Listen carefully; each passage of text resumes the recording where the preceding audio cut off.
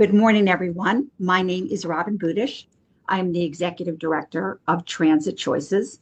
The mission of our organization is to advocate for an equitable, efficient, and reliable multimodal public transit system in Baltimore and throughout the region.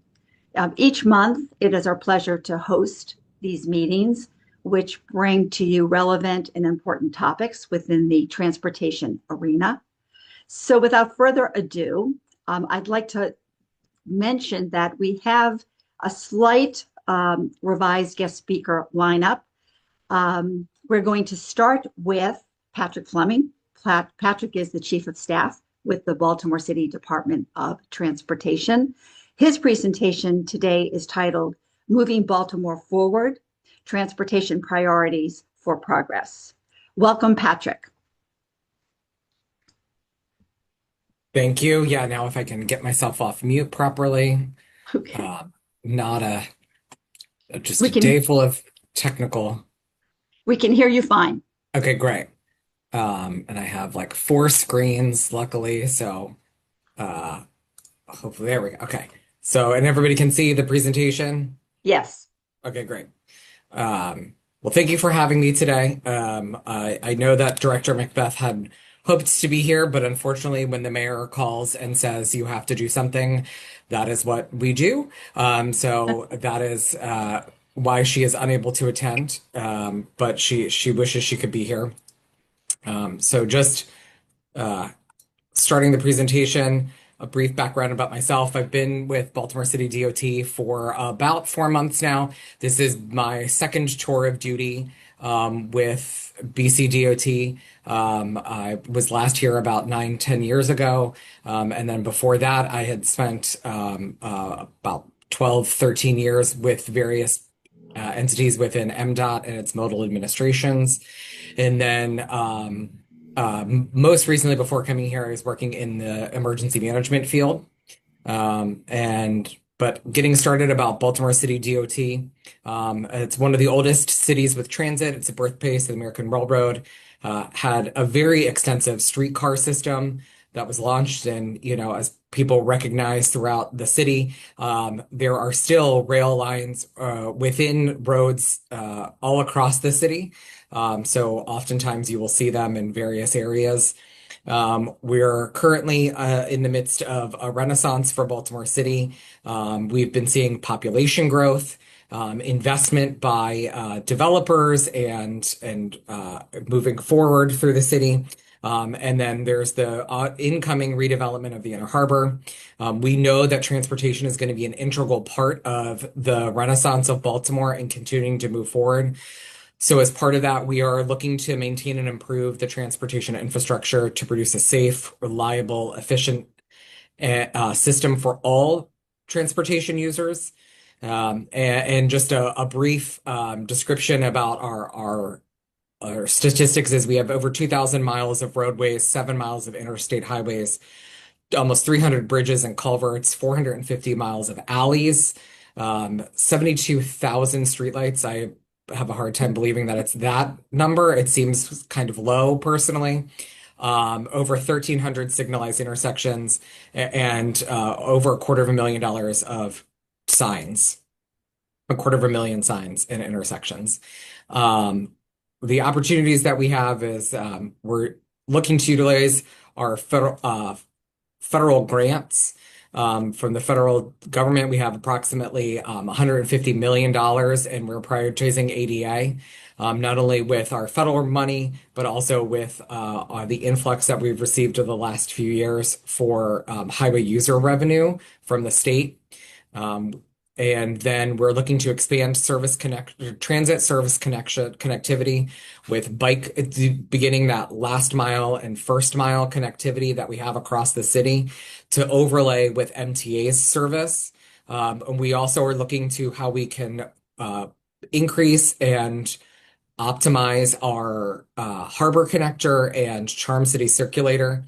We're seeing an increase of use of the harbor connector in the last few months, specifically in connectivity between Harbor East, Harbor Point, and the Federal Hill neighborhood.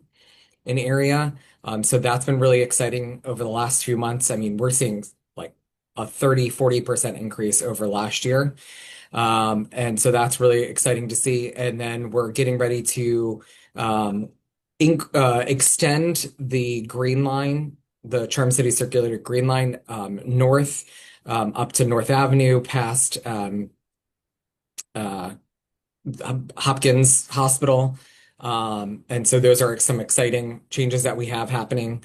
Our pedestrian safety is one of our top priorities. So we're looking at increasing or deploying pedestrian hybrid beacons and rapid flashing beacons at approximately 20 locations across the city. At this time, installation is limited to grant funded efforts. And we're looking at the rapid flashing beacons have been used to support near schools to allow for student pedestrian safety.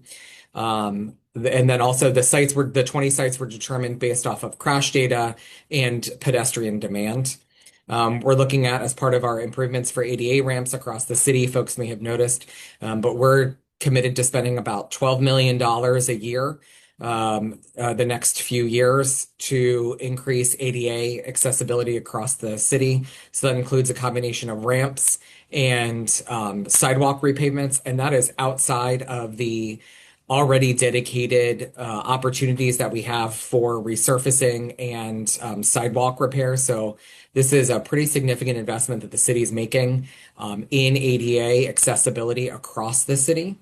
And we're also looking at increasing the ability of audible crosswalks, so the pedestrian signs.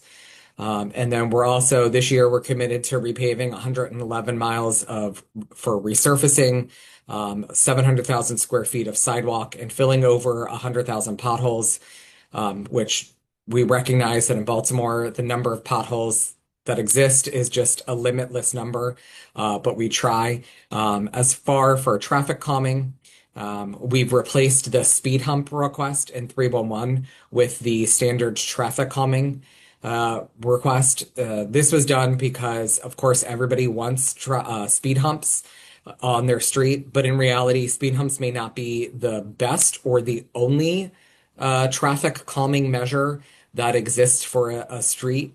And so we are looking to broaden it. And then also, as part of our conversations with the community, will be to have a conversation with the communities so that they can understand that while they have asked for a speed hump, that may not be the exact opportunity that's available for a myriad of reasons, but other options are available to try and address traffic. Honestly, it's usually just speeding. So one project that we wanted to highlight was the Inner Harbor Intersection Improvement Project. So this is being done to enhance pedestrian safety, accessibility, and overall mobility along Pratt Street by upgrading key intersections. So high visibility continental style crosswalks will be installed for increased pedestrian safe visibility and safety. ADA compliant pedestrian ramps to ensure accessibility for all users. Countdown pedestrian signals to provide clear timing and guidance for safer crossing. Accessible pedestrian signals for visually impaired pedestrians, and bicycle and pedestrian wayfinding will be increased. This is also, as part of this, we're increasing the conduit connectivity in this area to allow for better signal connectivity and information. There will be temporary lane closures. This is ongoing along Pratt Street at Pratt and Light, Pratt and Calvert, and Pratt and President Street. Construction work will be done primarily overnight from 9 p.m. to 5 a.m. to minimize disruptions. The number of lane closures will vary, and then it'll last for a few more months. We do take into account the work will not be happening on late games for the Orioles or Ravens, and then also as significant events occur. So like the Maryland Cycling Classic that's happening next weekend, not this coming week, but the following weekend, work will be stopped during those periods to allow for those events to not have conflicts. Recently, we relaunched the Harbormaster's office. And so folks may have seen the some recent media in the Baltimore Banner. And then if anybody is also a boater, there has been a lot of media coverage by some of the specific sailing or boating in media industry. And so we've been getting a lot of great press, which is great. So Mike McGady is our new harbor master. He's a native of Baltimore, has a deep personal and professional ties to the waterfront. Mike is an amazing person and just a font of information.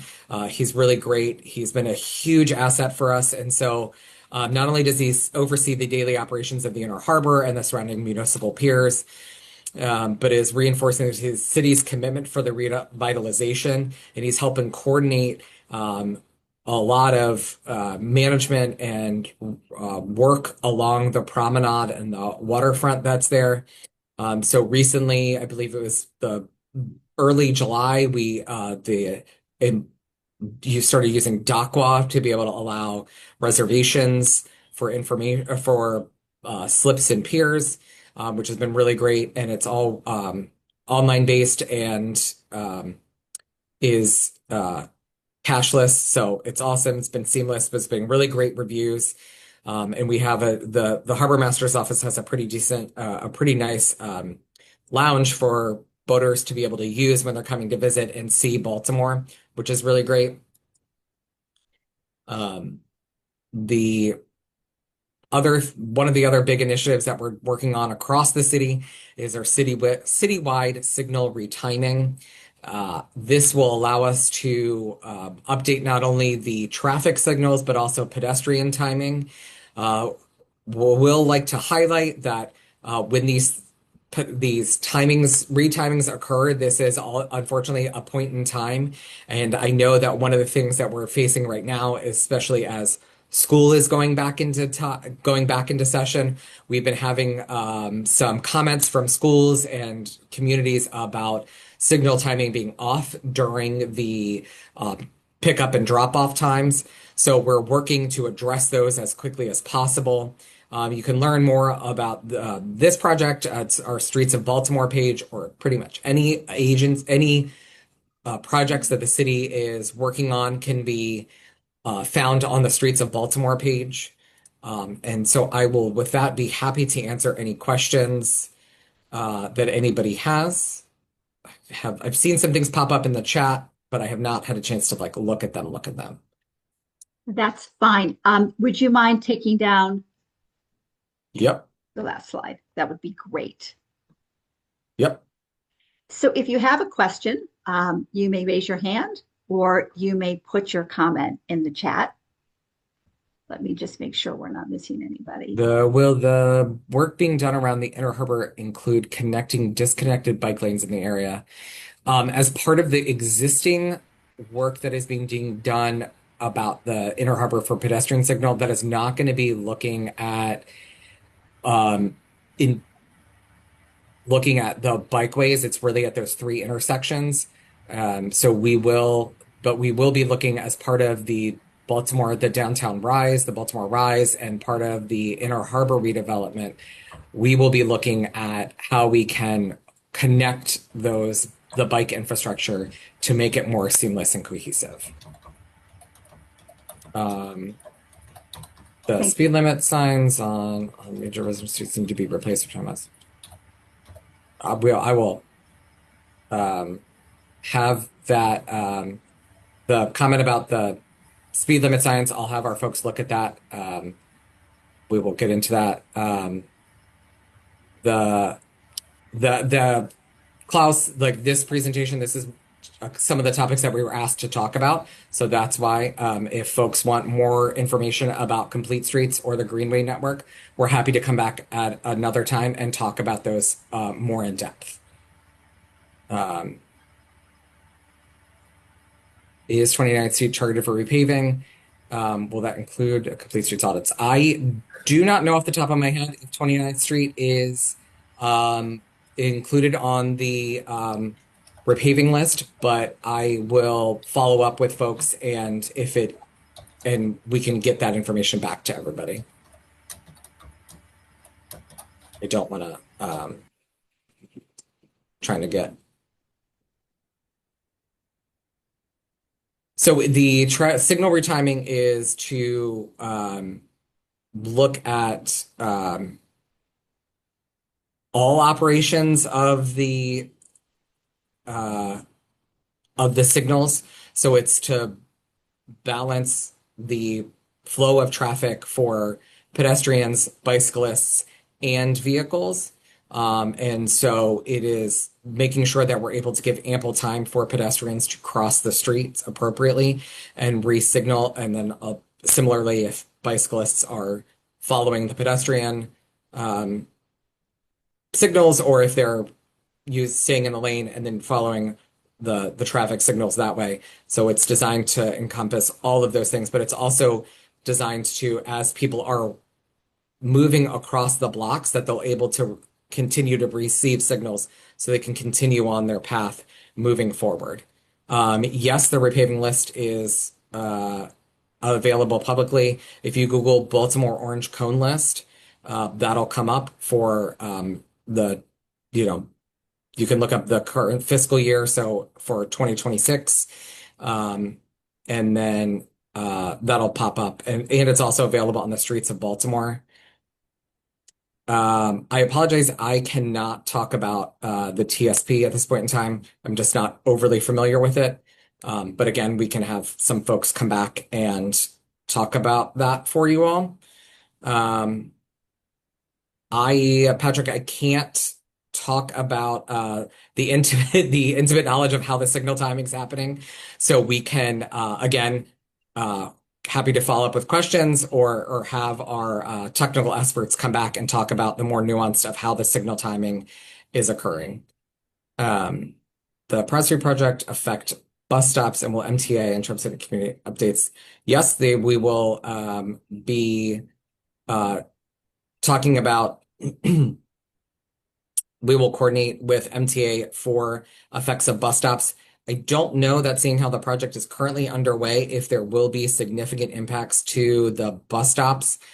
But if there are impacts to either Circulator or MTA bus stops, that will be communicated out. Essentially controls.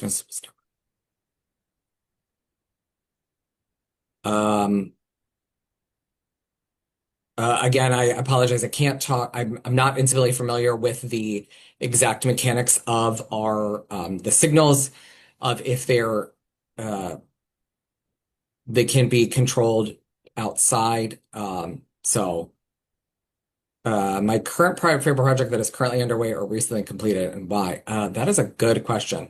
I really do like the big jump that's occurring and the improvements that are happening on Druid Park Lake Drive, and what's going to be happening moving forward. I'm excited to see how the community wants that to be completed in their own minds. I really like the idea that this is a project that is being put into a neighborhood that has been consistently underserved and has been disconnected, whether intentionally or not, but that's just what happened over an extended period of time, from this large public park asset that they have right across the street. And looking forward to working with the community to be able to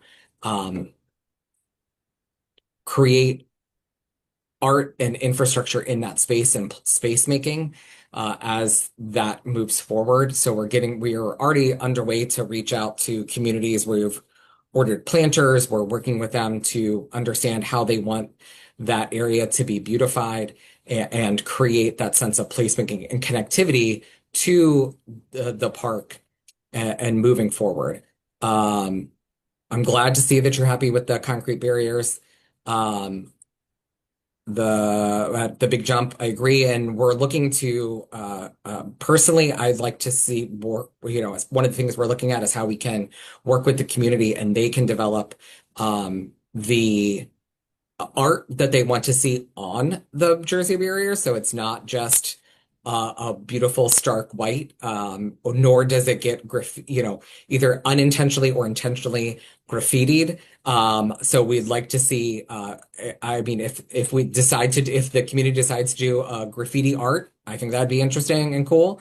But that's going to be up to them. Are there plans to replace flex posts around the city with harder barriers to replace? There are some plans to, as part of investments. I think it just depends on the topography and the availability of the project. So even if it's not hard barriers, it's going to, like the big jump, but creating protected bike lanes, or then creating on corridors bus islands and bump outs where the uh, bicyclists will have an inside protected bike lane. Um, so we are thank you, Chris. We are looking to prioritize, all movement, and so it is not just vehicle movement, but it's looking at how we can prioritize or reallocate the flow of traffic on our system to provide equity for pedestrians, bicyclists, transit, and for all and for vehicles. And so, yep. So thank you for putting the orange cone list in the chat, Anna. Zach, thank you. It's good to be back. Yep. I it was a needed break. But we're glad to be back home. I never moved out of the city. I've been living in the city for over 16 years now, and the opportunity to have only a 15-minute commute was very enticing for me. After spending 6.5 years doing an hour plus commute, I was ready to be back in the city to be able to take the bus and bike, and it's a little too far to walk, but can do other modes of transportation again. The Frederick Douglass Tunnel project is going to have a big impact traffic flow through Mulberry and Franklin. Yep. So we are working with Amtrak to address the outreach. So we are working with them to piggyback and spread information. So the impact, we're looking at this as kind of two things: is recognizing that Franklin and Mulberry, they are mostly transversed or oftentimes traversed by commuters heading in downtown and heading out from the suburbs. So we're looking at how we can communicate both to the communities themselves and then also to commuters who pass through that area. So we're working with not only is BCDOT through our community liaisons, but also with our partners at Amtrak, and they have a whole outreach team that are developing the specific information, because this is the Amtrak project. It is not a DOT project. They are the ones that the subject matter experts to provide information.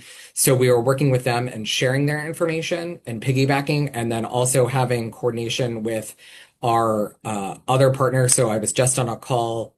What's today? Today's Thursday. So Tuesday, maybe it was yesterday, Tuesday. Time is a construct. I don't know what's happening. To coordinate, talk about outreach, especially as the Mulberry closures went into effect over the weekend. And it was good to see that the representatives from the Ravens and Orioles organizations were there, so that they can then spread information to people as part of their outreach for games and events that are occurring at those areas in the Maryland Stadium Authority. So we're trying to spread information far and wide. I know that our folks have been in contact with the community associations in the immediate area and attending meetings to provide specific information. And then there's also a lot of information happening in the area and variable message signs, not only in the community in that direct area, but then also further out to provide people with a heads up. There are very, very few raised crosswalks in Baltimore, given that they force cars to stand exactly where they want a legal priority. Why aren't there more to do this more?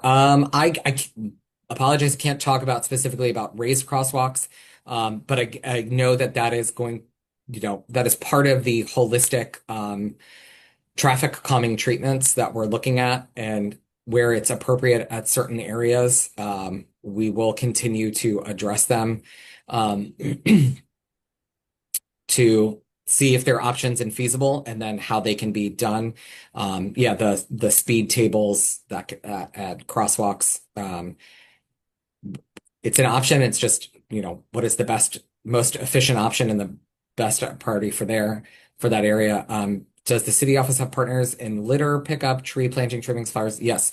So for beautification, a lot of the things that you mentioned about litter pickup, tree planting, trimming, and flowers, those are not things that DOT does.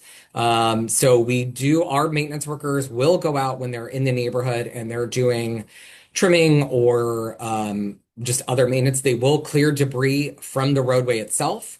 And then even sometimes in the median, or definitely in the medians, but sometimes in tree pits and et cetera. So our office does not do tree trimming or plantings. That is through forestry, which is in Brexton Park, just because we don't want to necessarily unintentionally harm any of the trees. So they're the experts, and we will partner with them, that when we see something that needs to be trimmed, we will contact them and they will come out and assess and do those things. And then for flowers and tree, or either plantings in the median beyond grass, or even in planters we partner with community organizations that will then be responsible for maintenance of the planters or the plantings.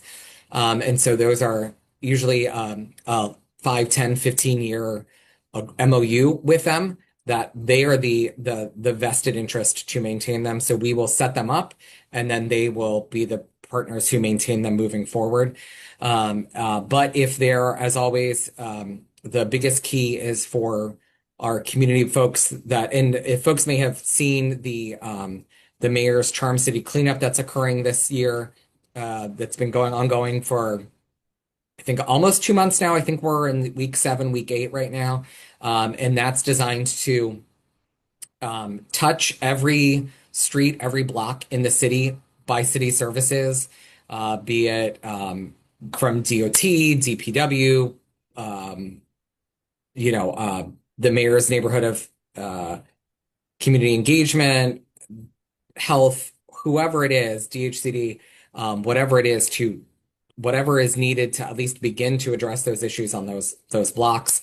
And so that is kind of a coordinated, comprehensive push to begin to address all areas of the city. How we met with the Edmondson CDC, which is a well-developed concept for a West Baltimore MARC station and related TOD. Perhaps BC can adopt many of their ideas. Again, only having been here for 4 years, I can't say if we've specifically met with the Edmondson CDC. I know that there has been a lot of work about, or there's always a lot of interest about West Baltimore MARC and related TOD. I know that MTA and MDOT are working on TOD concepts across not only within Baltimore City, but across the region. And the West Baltimore MARC station is, owned by MTA. So that really is an MTA asset. So I don't know, maybe perhaps Liz will be able to talk about that a little bit more when she joins us. But the city and BCDOT in specific would be supportive of TOD investment in that area. Turning St. Paul, would we consider turning St. Paul, Calvert, St. Charles Street, Biddle, Preston, two-way to slow them down? A vague suggestion in the Down to Rise vision, if there was traffic calming approach, would support. I can't make a firm commitment to say that we would support one thing or another. I think the idea of having the concept of looking at it is always an option. And so I know that there is a myriad of suggestions for things as part of the downtown rise and coordinated approach. So I know that that is, and again, and I know that this is, like I said, it's a priority for the Midtown communities, and so uh, yeah, it can be considered. Whether it would be ultimately in implemented, I can't say. Um, yeah, and I know again, yeah, I know this is something that has been studied. I briefly remember my time 10 years ago that it was studied then, or it was discussed then. So that doesn't mean that it shouldn't be reviewed, you know, again. So Patrick, thank you. I have two sort of final questions yeah, for you before we move to our next presentation. The first is, what's the greatest challenge or challenges that Baltimore City Dot faces in terms of the implementation of a very aggressive list of initiatives? yeah. I think that it's that's a really good question, and it I hate to sound like a broken record, but it's resources. It's the ability to be able to the list of desires outstrips the list of resources. Right. So it's really about continuing to be able to um, provide momentum to be able to support the initiatives that we want to do. And that's one of the things that we're going to be focusing on continuing is the sustained investment of highway user revenue fees from the state to Baltimore City to be able to allow us to continue to make the needed investments in the infrastructure that exists. The burden that we have, the blessing and the curse that we have within the city is that we're one of the oldest cities in the country, and we have a lot of old infrastructure, and that's something that we have to continue to work on. And the second is more sort of, a comment for you. And that is Transit Choices really appreciates our partnership with Baltimore City Dot. So please let us know how we may continue to support your efforts, and those of your hardworking team. As you suggested, we will circle back to request a presentation to encompass Complete Streets, the Greenway Project, certainly TSP transit signal prioritization. But with that said, you have been incredibly gracious to step in on behalf of Director Macbeth at such short notice. And for that, we remain very appreciative. So thank you. Happy to be here. That's why they pay me the moderately big bucks. Well, we So, but look yeah, we're more than happy to come back and talk about other initiatives across the city and have other folks here to the real experts that can get into the nitty gritty. Thank you so much. Yeah. It is now my pleasure to introduce Liz Gordon. Liz is the Assistant Deputy Administrator for Planning and Programming with the Maryland Transit Administration. Her presentation today is the MTA Capital Needs Inventory Update. Liz did a lot of scrambling this morning. She is speaking on behalf of, excuse me, Holly Arnold, MTA Administrator. As you all know, there's been a lot of unfortunate sort of recent incidents regarding cybersecurity that the MTA is dealing with. So hats off to each of we know that you'll find success navigating those kind of new challenges. So Liz, thank you also for stepping in so quickly, to meet with us today. We really appreciate it. And the floor is yours. Yep, no problem. Happy to do it. I'm going to open with a little bit of transparency and a request. So first, this has been a challenging morning. I'm in Annapolis, as you can see, our beautiful state capital. I had every expectation that I would be able to access a room that MDOT has here in Annapolis. We were unable to do that through the security team. So I'm speaking from outside. So first, a check, is my audio quality tolerable? Or is the Yes. background? Okay. And then the second question is, Robin, are you able to share the presentation? Because I am unfortunately working from my phone. I will, I also ran into a glitch this morning with respect. Yeah. So technically, I'm going to try again. I did not Okay. have success earlier.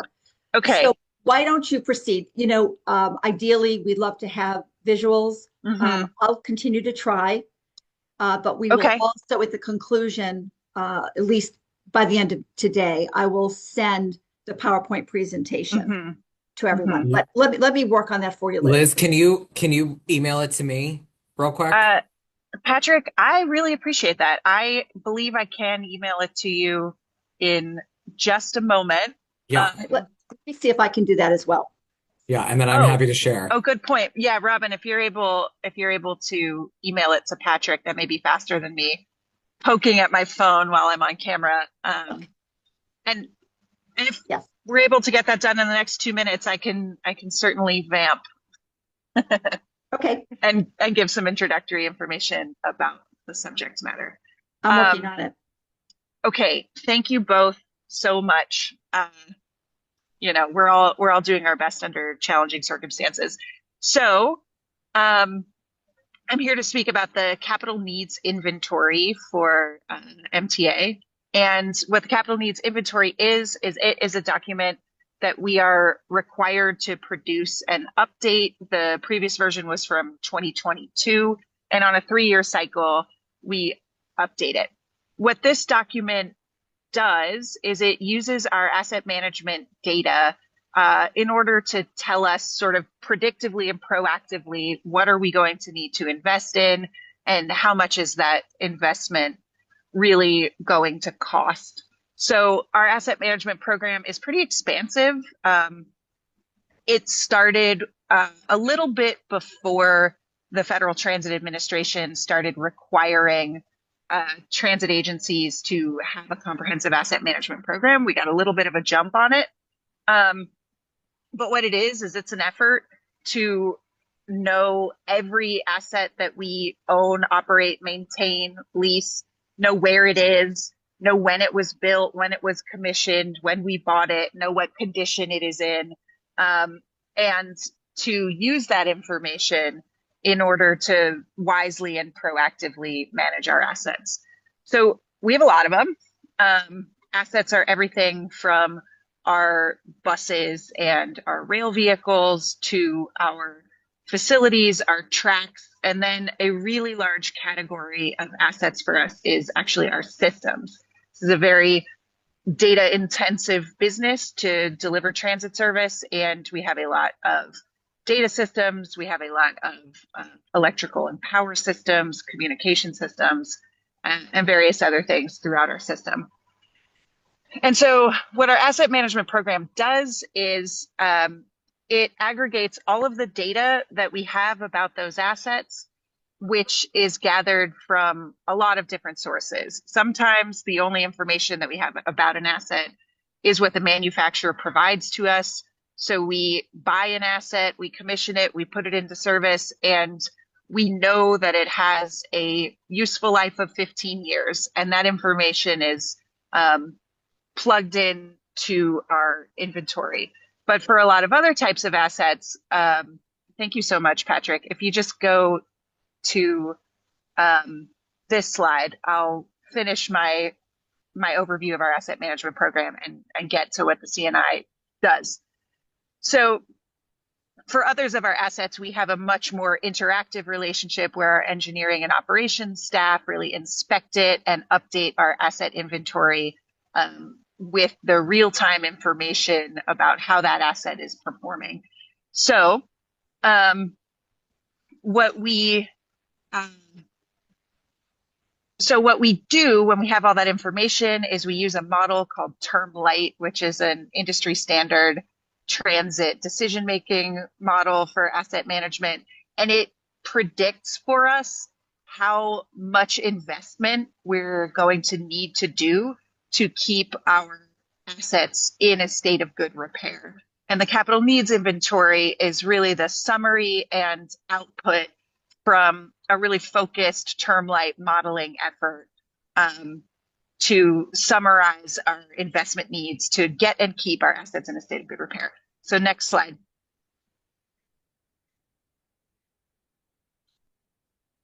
Thank you.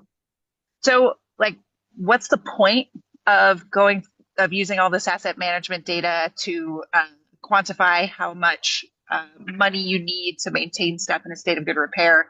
It really allows us to be wise with our investments and to consider our assets not just in terms of the cost to repair them or replace them in the moment, but to really make strategic decisions about our asset investment from a life cycle standpoint. So if we have adequate state of good repair funding in a stable and predictable way, we can develop programs of strategic investments as opposed to emergency repairs, resulting in more efficient investments that really extend the asset life. Next slide.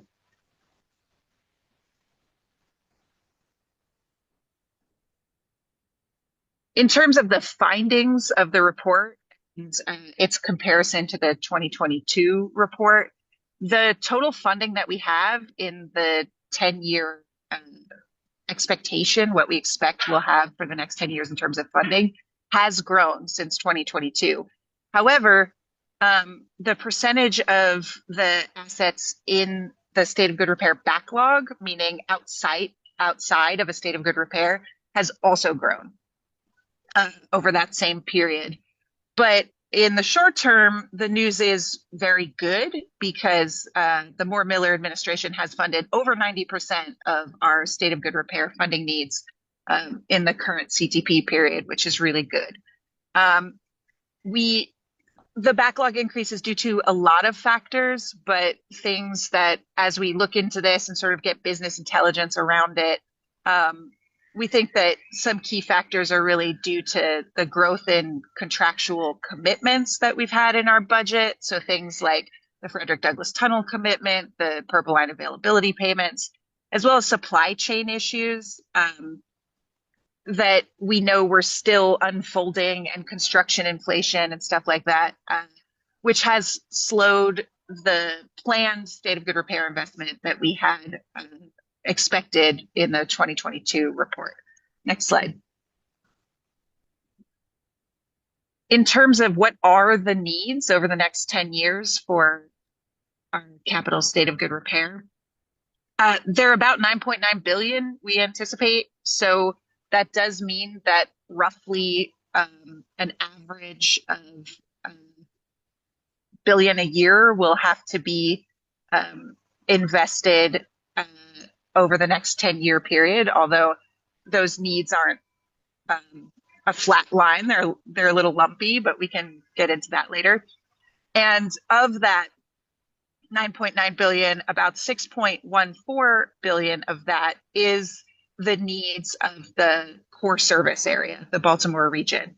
The remainder is the commitments to MARC, the commuter bus needs, the Purple Line availability payments. So this includes our contractual commitments as well as our state of good repair investment needs, but it does not include sort of administrative and staffing costs. Next slide. To just reemphasize, within the CTP period, the final budget, over 90% of our state of good repair needs are funded, and that is really good and allowing us to make good progress. You can sort of see in this chart that green line is showing where the funding is, and then those bars are stacking up the different categories of need that we know and predict. I will note again that the funding need rises in the future years, and this is just due to major categories of assets reaching the end of their useful life. So the need, as you can see, it's a little different in each year. It's a little lumpy, and that's because, if you buy a whole bunch of light rail vehicles all at once, they all reach the end of their useful life at about the same time. So that's part of the dynamic that you're seeing there. I lost the slides. Is that? Sorry, I don't know what happened. Give me a second. No problem. Thank you so much for your help. We're all doing the best we can. I don't know what happened. Technology is truly so mysterious this week. Hey, I'm just proud of myself for not being on mute while on a presentation. We're proud of you for that too, Patrick. Thanks. So This is where we are now? Great. Yeah. Yeah. Did I hear a question? no, I was just trying to bring it up as well, but he's got it. Sure. Thank you. In terms of some of that good stuff that's in the budget, really notable is the light rail modernization program, which is that over $1 billion of investment in our light rail vehicles, and then also in our power systems, our signal systems, and our maintenance facilities, both in order to be able to operate and maintain those vehicles, and also to be able to upgrade our power systems so we can have more light rail vehicles on a given segment of track at a time, which will help us increase our frequency. We do also have track and station rehabilitations, maintenance of way work, bus and mobility vehicle replacements, um, elevator and escalator rehabilitations, fare collections equipment, and then the exciting rail car project that is at the end of its life cycle as opposed to the beginning is the Metro Rail Car and Train Control Replacement Program, which is so soon with with new cars entering service sort of day by day. Next slide. In terms of future priorities, we're really focused on state of good repair. Obviously so. We understand the state of our assets and the need to keep steadily investing in state of good repair. But also, there are visions out there for improving service in the core service area should resources be available. And so some of those top capital investment priorities for the future are, of course, the Red Line. And then the implementation of Be More Bus, which the major capital investment on which that plan hinges is the designing, building, and staffing of a fifth bus division, which would enable a 20 to 25% increase in core bus resources. So, next slide. There are also, in addition to the core service area funded projects, there are a bunch of MARC projects that are funded that are very exciting. There's, of course, station and platform repairs. There's upgrades to the Riverside facility. And then there's the commitment that we've mentioned a couple times to the Frederick Douglass Tunnel project, which is being led by Amtrak. Yeah, next slide. In terms of MARC enhancements that are planned, there's ADA improvements for the Martin State Airport Station.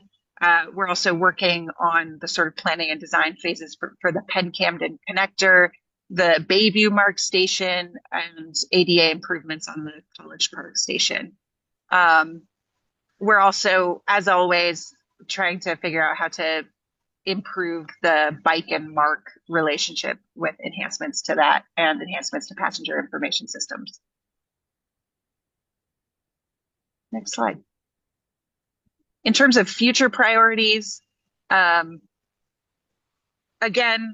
the SGR focus is key, but the Penn Camden connector is the next major capital investment that we're kind of teeing up. And then there is in the MARC Growth and Transformation Plan, which is an exciting plan,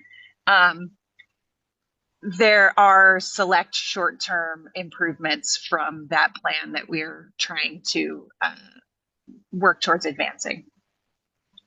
Next slide. SGR projects, they are not small, they are not fast, they can take a long time. So the new Metro Railcars project and the train control system, it will begin service this year. And when all of those cars are in service and all of the old cars are retired and the asset inventory is updated, that right there will reduce our SGR backlog by $400 million. So that's a really monumental investment. There were supply chain disruptions on buses and mobility vehicles during the pandemic. That was a real struggle for us. but we have over the past few years gotten back on track with a regularized replacement program for those vehicles. Um, the I think we've mentioned before that the CTP includes a lot of really important projects. The light rail modernization program just really deserves reiteration. And then, of course, locomotive and rail car maintenance facility upgrades, elevators and escalators, and ongoing track work. Next slide. In summary, again, within the 6-year program, over 90% of our SGR needs are met, and we are working really hard to efficiently and productively spend all of that funding on the assets that really need it. And then we had this in a chart before, but that funding need does rise in future years. Assets get old, they break. Our predictive model says that big tranches of assets are going to go out of a state of good repair. And so the 2031 state of good repair need we estimate is at about 881 million, of which about 553 million is for the core service area. Yeah, next slide.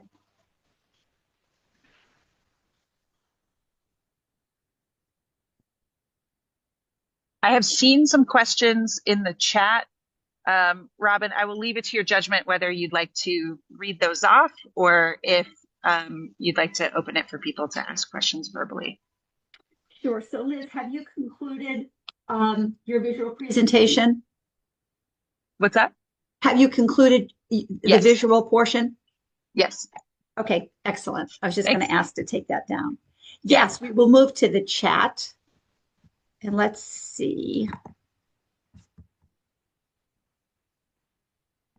Okay.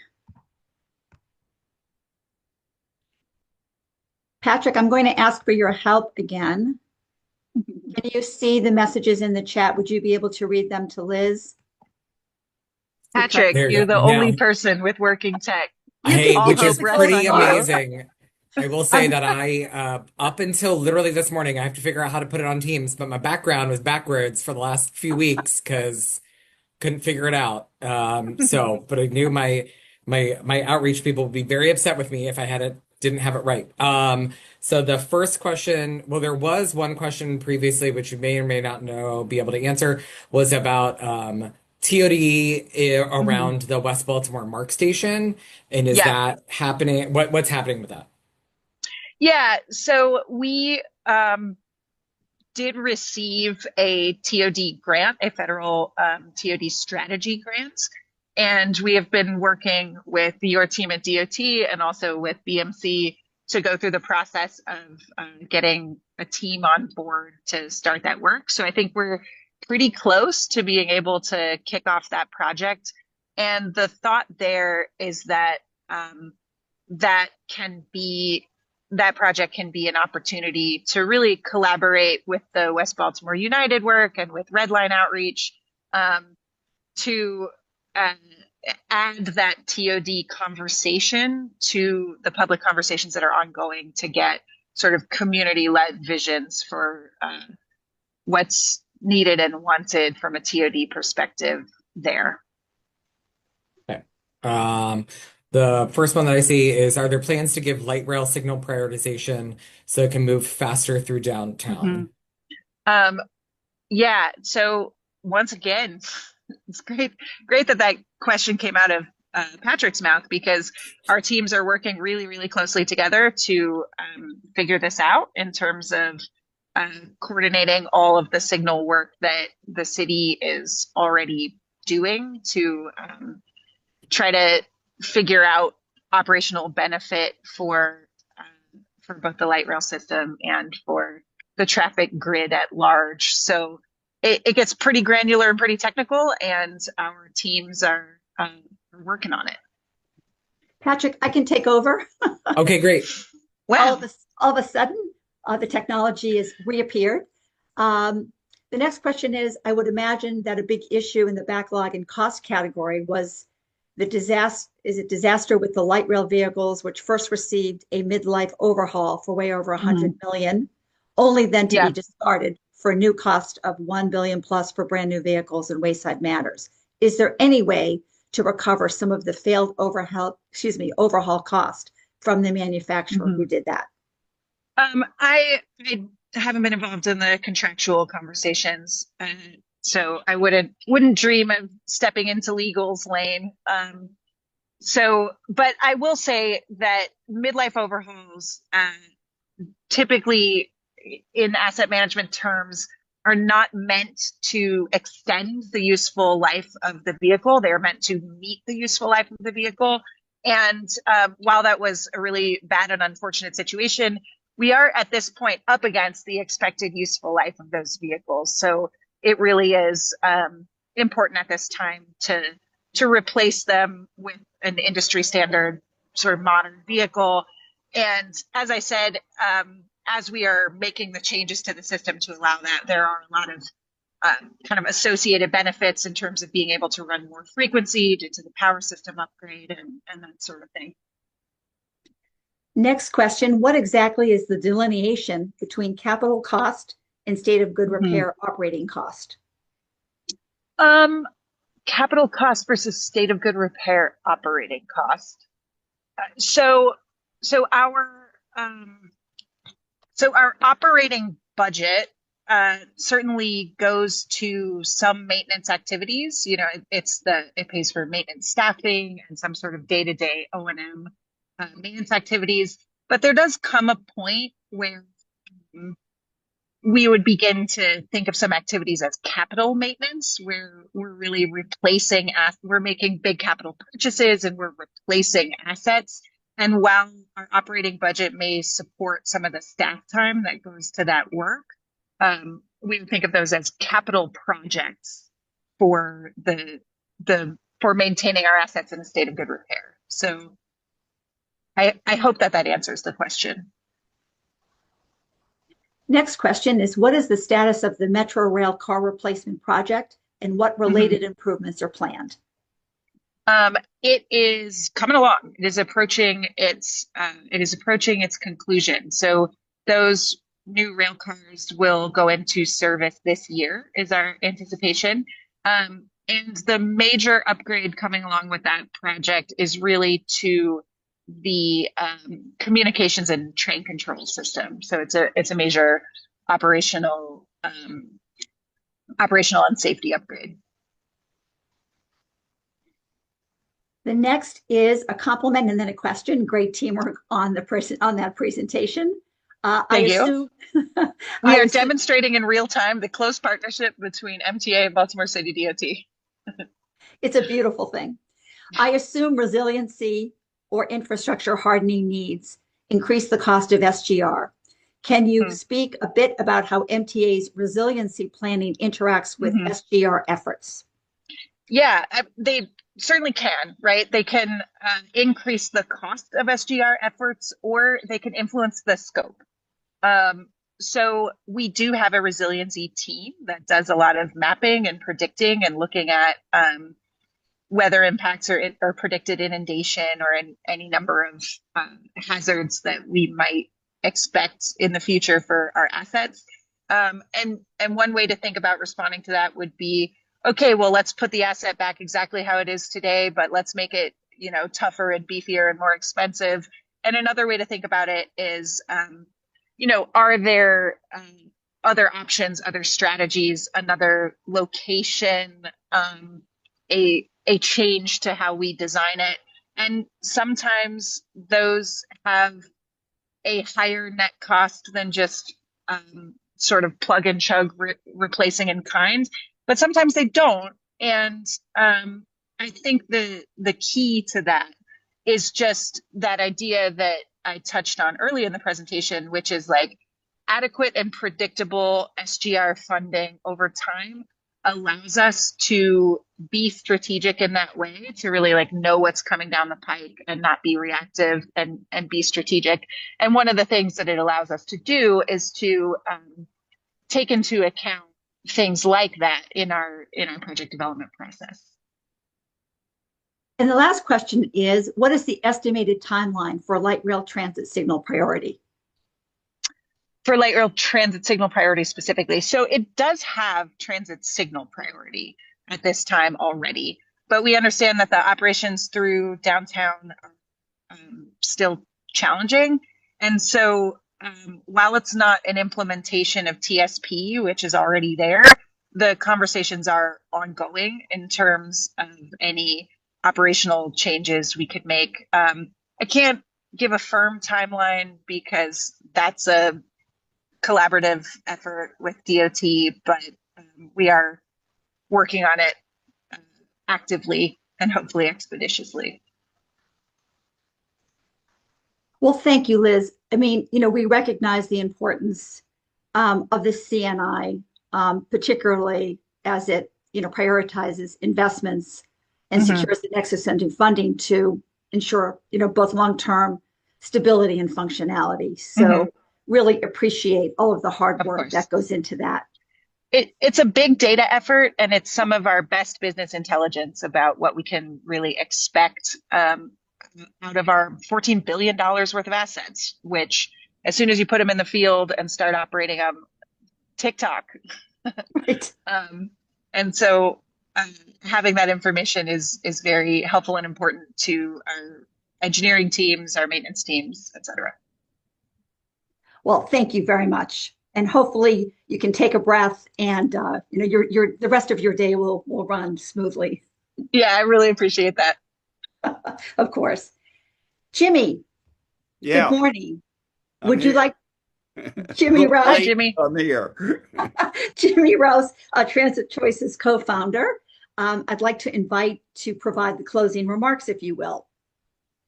Yeah, first of all, thank Liz and Patrick for stepping in for their directors at the last minute for different reasons. But we really appreciate your stepping in and doing the presentations today.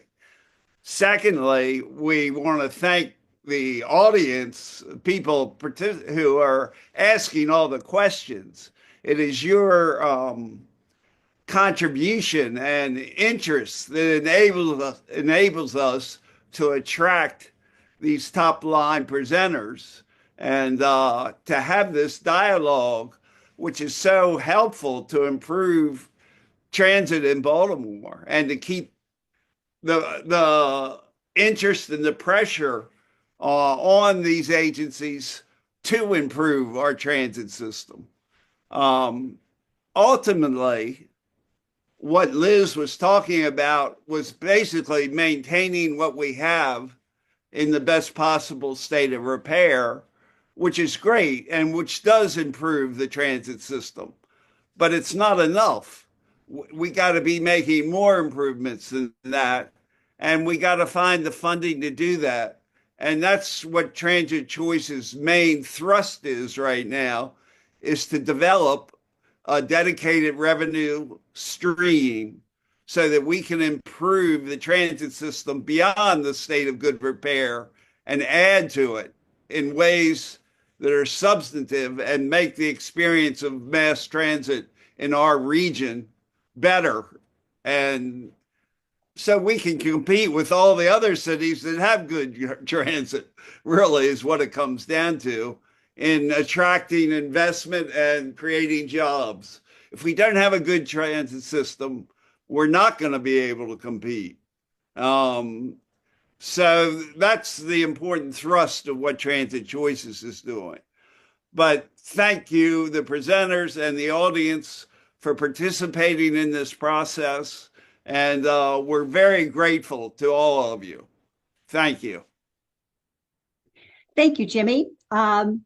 I'd like to announce our upcoming meeting is just a few weeks away. It is scheduled for Thursday, September 11th. We have two more great presentations to bring to you. The first is with the president and CEO with the Fund for Educational Excellence, Roger Schulman. He'll be talking about a letter he wrote to Governor Moore, really, supporting and advocating for funding for Be More Bus as it relates to getting our students to school on time. The second presentation will be from our council president, Z. Cohen, and he's going to be talking with us about his many initiatives and plans within the transportation arena. On a sad note, I'm sure that many of you know, some may not have heard, that Samuel Jordan, who really was the voice for the Baltimore Red Line, passed away very sadly on August 1st of this year. We worked closely with Sam to advance the Red Line project. He was a fierce and tireless advocate for the project, and he will be dearly missed. So we wish each of you a wonderful day. As Jimmy mentioned, we so appreciate your time and your participation in these meetings. It makes all of the hard work worth it. So take care. We hope to see you soon. And as always, if you have any questions, please feel free to reach out to me directly. Take care. Bye-bye. Thank you.